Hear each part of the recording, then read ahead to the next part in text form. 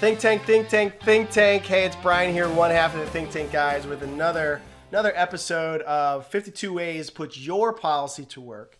52 ways to put your policy to work with our hashtag 52 Ways project that we have going on. We're a good 20, what is it now? Eric says we have 21 episodes of using our policy as a bank already completed. So that means we have close to 30 left to come, 31 left to come, and we got plenty of ideas. I think last week Eric kind of talked a little bit about using a policy in the real estate space, and we're going to continue down that road for a few weeks. I think today the concept is going to be using our policy as a bank, while we fix and flip real estate. So for our folks that want to fix up houses, like you see on Flip This House, for our folks that already run a business where you fix and flip houses, for folks that do it on a occasional basis. The question is, how are you acquiring your financing for it? There's a lot of different places. As you're making money, or when you make money on it, where do you stick that capital that you earn until you do it again? And it's that cycle that you're familiar with that we talk about, how just catching it and allowing it to work even while it's in the deal, which we're going to, again, highlight here today, really works in our favor when we get that uninterrupted compounding over time. So check it out. Using our policy as a bank to fix and flip real estate. So we want to fix and flip. We want to take an ugly house. We have an ugly house. And we want to turn that ugly house into a beautiful house that we set up, we put a family into, we rent, we make it nice for folks. And here's how we can do that. We get the sources to do that. We need cash. And the question is, where do we get that cash from? Well, we could get it from cash that we have on hand. The problem with savings account is that it's not earning anything, right? We can borrow from the bank, either in the form of a loan or a line of credit. There's differences. If you have questions about that, ask Eric or myself. But there's differences there. But we can borrow from a bank. You can get loans anywhere from, say, 4% up to 10 or 12%, depending if you use collateral, if it's a line of credit against something like a property, or if you're just doing it with your personal credit, like guaranteeing it personally or through your business. We can use private lenders, where now the interest rates for a private lender might be anywhere from like 8 to 10 to 11 or 12, possibly with points.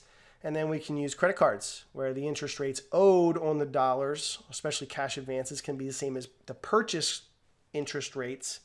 And they can be high teens, sometimes 20%. Now, some people can use the credit cards on promo and get a discounted rate, and maybe just pay a 2% transaction fee for the cash and then float a 0% rate for 12 months. I mean, that's strategy. Of course, if you have good credit and stuff, you can do that. But with all this being said, there's another place that we can get cash from, and that is our policy in the form of a policy loan. And what's beneficial about the policy loan, as you guys already know by now, is that the policy will continue to grow and earn while we use the dollars outside. And it doesn't go against our credit. And there's no questions asked about why we're using it. And as soon as we make any type of capital, we can cycle it back into the loan to reduce any type of policy interest owed, and then immediately pull it back out for the next deal. So it's constantly liquid, and we don't have to worry about the bank changing terms or anything like that. So let's take a quick look. At this. You might not be able to finish or finance the entire fix and flip via the policy loan as well. So what I did here was I had our policies here where the money's actually earning, and then I have other cash, whether it's from our bank account, whether we're borrowing from a private lender, using a credit card, using a bank loan, whatever. And we take whatever cash we have from those two things, and then, across the scope of the project, we cycle the money into the project. We turn that ugly house into a beautiful house. And then when we sell that off or start collecting rent from it, whatever we're going to do, now we have a place to put the money. It's just when the money comes back in, we don't have to place it just in cash.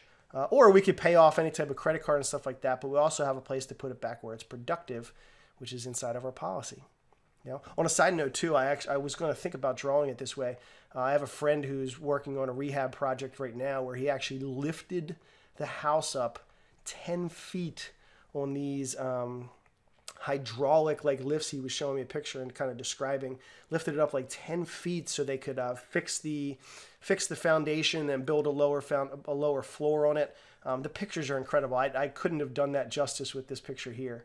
But that this is a scenario where policy cash values could be used to cycle in during the project, and then when the project sells, you have a place to catch it. And year over year over year over year, this asset continues to work for you with all its benefits. So, ladies and gentlemen, I think you know by now that's the way these 52-week projects work, because we want to help you with ideas on how to use your policy as a bank. Any questions about this stuff, ask Eric or myself. Put a comment down below. Shoot us an email. But most importantly, use these ideas to stay prosperous.